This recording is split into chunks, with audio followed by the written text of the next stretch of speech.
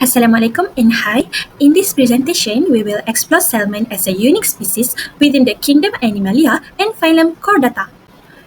This is our team members. The first one is Iman Nafisha binti Muhammad Azmin. Next is Muhammad Is bin Zulkifli. And next is me, Anissa Solihah binti Shamsul Baha. Next is Husna Kamila binti Muhammad Rahmatullah.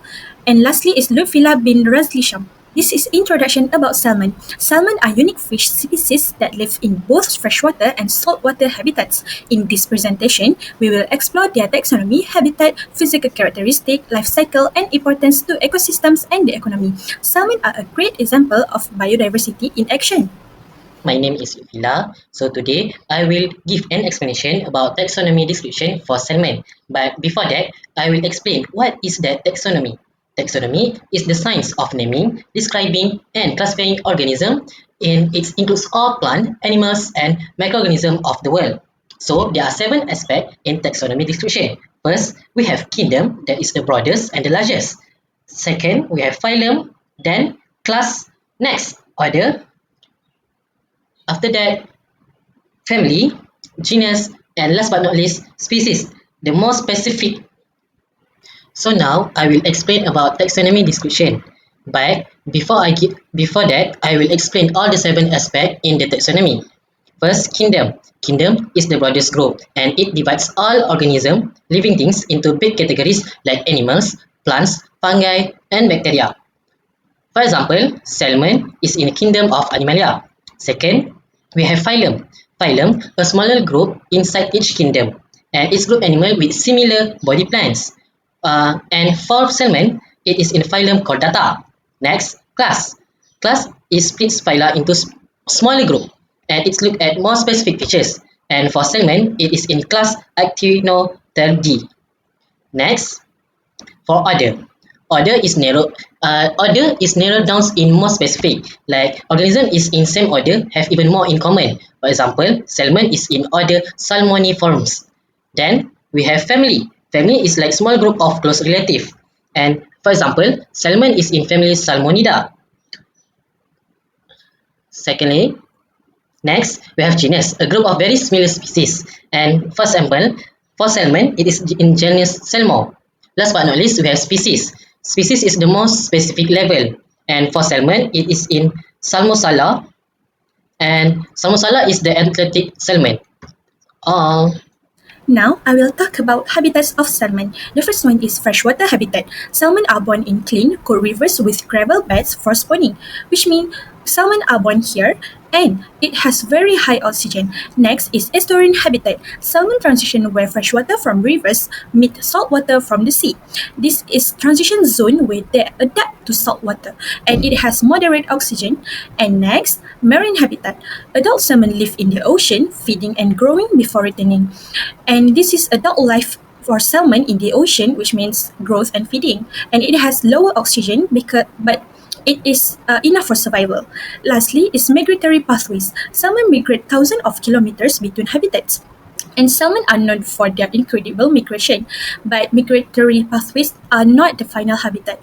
They will back to freshwater habitat is the final destination for spawning. And after spawning, many salmon die and their bodies contribute nutrients to river ecosystem. Now I'm going to talk about a morphology or a body structure of a salmon. Salmon are streamlined, torpedo-shaped fish ideal for fast swimming in both freshwater and saltwater environments. Their body is covered in the smooth silvery scales and they have a series of fins including a dorsal fin, pectoral fins, pelvic fins, anal fin, and a powerful caudal tail fin for propulsion. They also have gills for breathing underwater and lateral lines, a sensory organ used to detect movement and vibration in the water.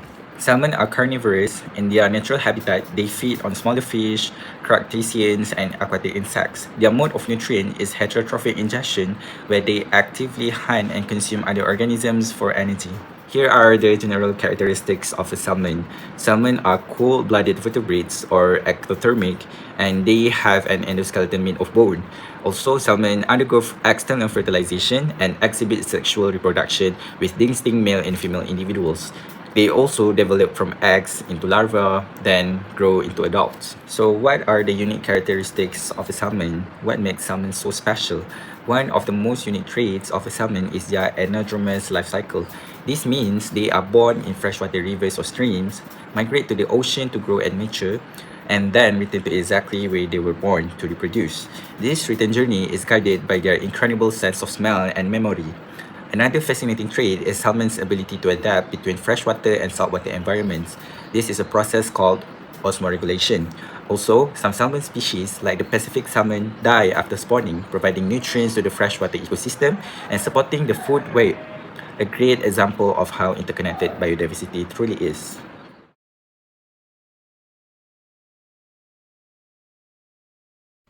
Hi, my name is Manapisha, and today we'll go on a journey to discover the life cycle of salmon, a biological wonder. The remarkable life cycle of a salmon begins as eggs laid in freshwater gravel nests known as ray.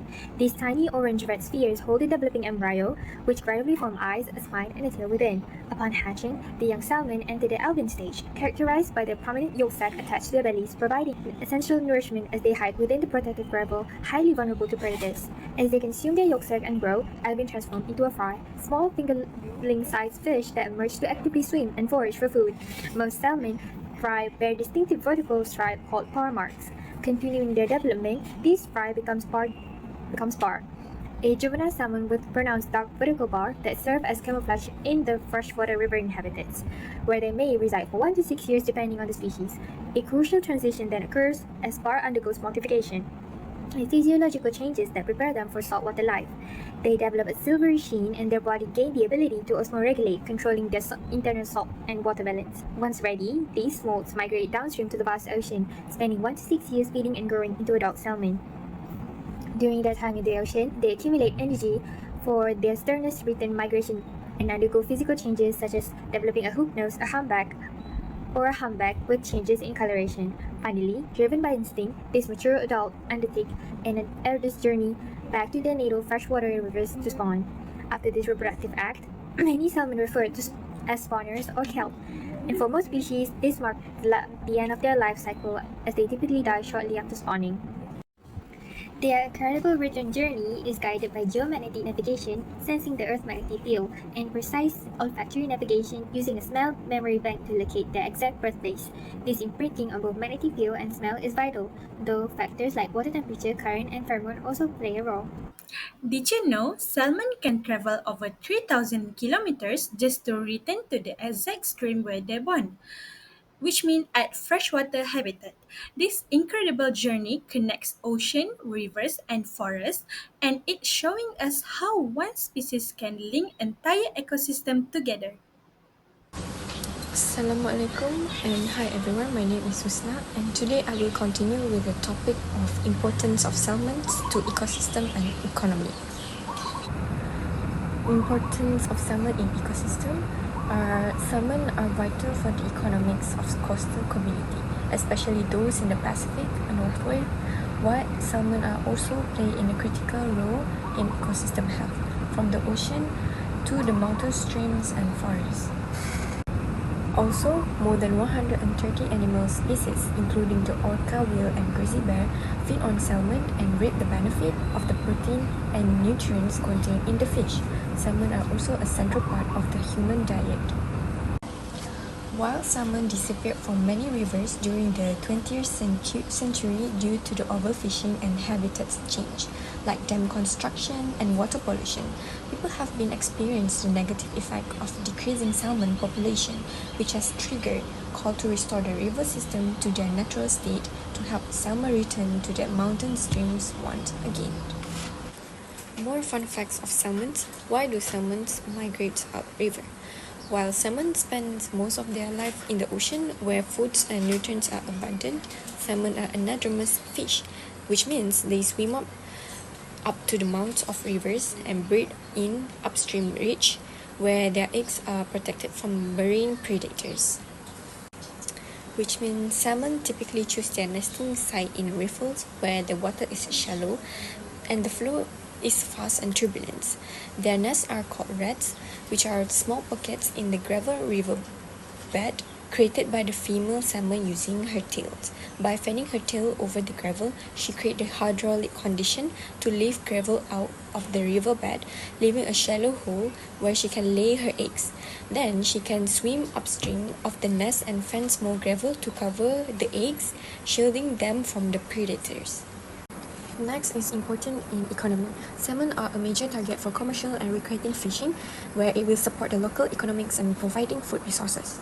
Next is tourism and recreation, where salmon runs attract tourists and anglers, generating revenue for local business and community. And also cultural significance. In many regions, salmon holds significant cultural and spiritual value, particularly for indigenous communities, influencing traditions and livelihood.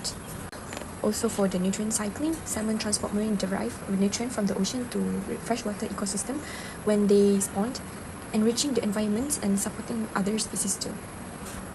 In conclusion, salmon show how biodiversity connects species, ecosystem, and humans. Their life cycle, habitat use, and ecological role highlight their importance in nature. Protecting salmon means protecting both nature and our future. That's all. Thank you for watching.